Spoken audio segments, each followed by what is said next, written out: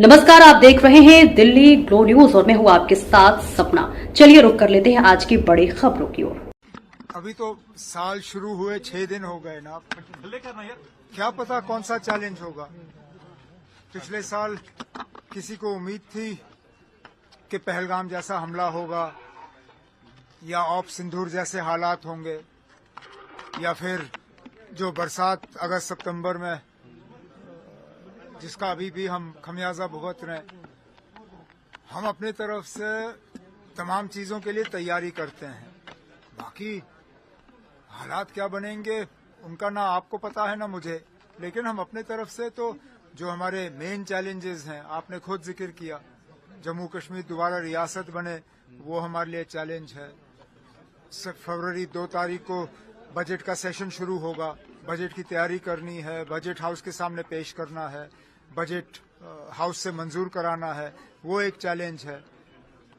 मार्च अप्रैल से हमारा tourism season शुरू होगा, उम्मीद करते हैं कि टूरिज्म सीजन हमारा अच्छा कामयाब रहे, वो चैलेंज है। चैलेंजेस रहते हैं सर, टेलीविजन्स हैं वो बहुत एक तरह से उम्मीद लगाए हुए हैं कि बजट सेशन भी अब होगा, उनके लिए कोई बड़ा तोहफा होगा। अब मैं अभी कुछ नहीं कह सकता हूँ बजट में क्या होगा क्या नहीं होगा, किन चीजों का जिक्र होगा किन का नहीं होगा, मैं अभी इसमें कुछ नहीं कह सकता हूँ। जाहिर सी बात है कि बजट तैयार होकर सबसे पहले तो हाउस के सामने पेश होगा। सर, एक बीजेपी के एक बड़े नेता हैं श्यामलाल शर्मा, वो कहते हैं कि जम्मू को अलग से स्टेट बनाइए। अब लद्दाख को अलग यूटी बना के लद्दाख का बेड़ा गर्क तो उन्होंने कर ही लिया। अब अगर जम्मू को अलग करके जम्मू का बेड़ा गर्क करना तो करें, लद्दाख उनसे संभला नहीं, जम्मू को क्यों बिगाड़ रहे हैं वो। कहीं ना कहीं तो उनकी सियासत फेल हो गई है कि अब उनको जम्मू का स्टेटहुड जो है याद आया। जब बना रहे थे यही लोग बना रहे थे ना, बीजेपी वाले जब बना रहे थे 2019 में, तो तब क्यों नहीं बनाया। लद्दाख इनसे संभला नहीं, अब जम्मू को ये अलग करना चाहते हैं। किस बुनियाद पे? मजहब के बुनियाद पे। अब बाकी चीजें आप करिए, जम्मू कश्मीर को तबाह क्यों कर रहे हैं वो? एक तरफ से तो वो कहते हैं ना आपके जम्मू कश्मीर को जो है हम लोग जो है लोगों का ख्याल नहीं रखते, लेकिन तबाही करने में ये लोग लगे हुए हैं। रिजर्वेशन इशू पे आपका अभी तक नहीं हुआ सर, रिजर्वेशन इशू पे तो आप मुझसे क्यों पूछ रहे हैं ना। आप यहाँ से 2 किलोमीटर दूर लोक भवन है, जाइए वहाँ पूछ लीजिए। हमने अपना काम कर लिया। कैबिनेट सब कमेटी ने अपनी रिपोर्ट बनाई, रिपोर्ट को कैबिनेट ने मंजूरी दी, कैबिनेट का फैसला जो है वो लोक भवन भेज दिया गया है। अब एलजी साहब तक है वो उसको मंजूरी दे ना दें। एमबीबीएस सीट पे दोबारा से आज भी संघर्ष समिति वाले प्रोटेस्ट कर रहे हैं। किस बात पे प्रोटेस्ट? किस बात पे?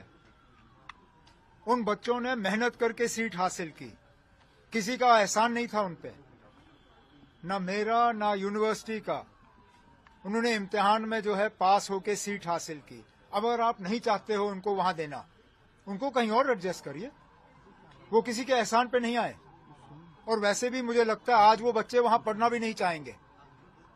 जो हालत की है, मुझे नहीं लगता, अगर मैं उन बच्चों का माँ बाप होता मैं भी डर डर के उनको वहां भेजता। मैं तो कहता हूं ना भेजे उनको, मेहरबानी करके government of India, ministry of health जो है, इन बच्चों का हमारे किसी और मेडिकल कॉलेज में इंतजाम करिए, हम उन बच्चों को वहां पढ़ाएंगे। हम नहीं पढ़ाना चाहते उनको जहां पे इतनी सियासत की जा रही है। बंद करिए उस मेडिकल कॉलेज को, वो मेडिकल कॉलेज खोलने के लायक ही नहीं है, उसको बंद करिए।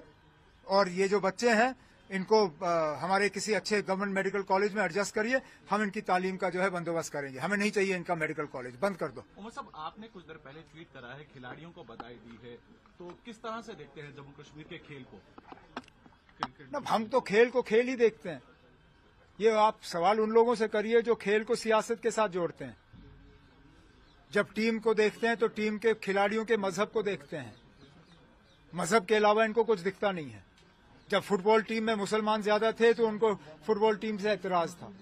जब क्रिकेट टीम में मुसलमानों की तादाद कम हो गई तो उनको क्रिकेट टीम से कोई एतराज नहीं।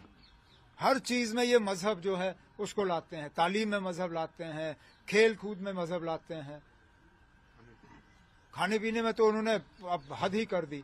अब रहा ही क्या? अब इसीलिए तब उनका कोई इश्यू चला नहीं, अब जम्मू को अलग करने में लगे हुए हैं। एक साल की आईपीएल से लेकर भी कंट्रोवर्सी हुई है जिसमें बांग्लादेशी खिलाड़ी को जो है बाहर भेजा गया है वापिस। बेचारे ना, उस खिलाड़ी का क्या कसूर? मैं मानता हूं, चलिए पाकिस्तान के साथ हमारे ताल्लुकात जो हैं बहुत ही खराब हैं। बांग्लादेश के लोगों ने हमारा क्या बिगाड़ा? बांग्लादेश के लोगों के साथ तो तब भी हमारे ताल्लुकात ठीक ही थे, अभी भी हैं। बांग्लादेश ने कोई आतंकवाद हमारे मुल्क में नहीं फैलाया, कोई हमारी तबाही या बर्बादी नहीं की, हमारे करीबी ताल्लुकात थे। अब उस एक खिलाड़ी को जो है उसको निकाल दिया, उससे वर्ल्ड कप पे असर पड़ रहा है। अब बांग्लादेश वाले कहते हैं वो हिंदुस्तान आके खेलेंगे ही नहीं, कहते हैं उनके मैच जो है कहीं और फिक्स किए जाए, जो T20 वर्ल्ड कप होने जा रहा है। देखिए, हिंदू मारे जा रहे हैं, हिंदू मारे जा रहे हैं। तो इस खिलाड़ी का कसूर है। आप हुकूमत के साथ करिए ना, जो ट्रंप साहब ने वेनेजुएला में किया आप करिए बांग्लादेश में, अगर आपने करना है करिए। इस खिलाड़ी का क्या कसूर? ये तो खेलने के लिए तैयार था, उसकी टीम उसको निकालना नहीं चाहती थी। पढ़िए उनका स्टेटमेंट, उनको मजबूर किया गया था, उन्हें मजबूरन इस बेचारे को जो है वापस भेजना पड़ा। ना ये खिलाड़ी जाना चाहता था, ना इसको टीम वाले भेजना चाहते थे, ऊपर से दबाव आया और निकाल दिया इसको। किस लिए? और इसको निकालने से क्या बांग्लादेश के हालात ठीक होंगे? क्या हमारे रिश्ते उस मुल्क के साथ ठीक होंगे? नहीं होंगे, उल्टा और बिगड़ जाएंगे। तो फिर क्या बदला? Sir, Trump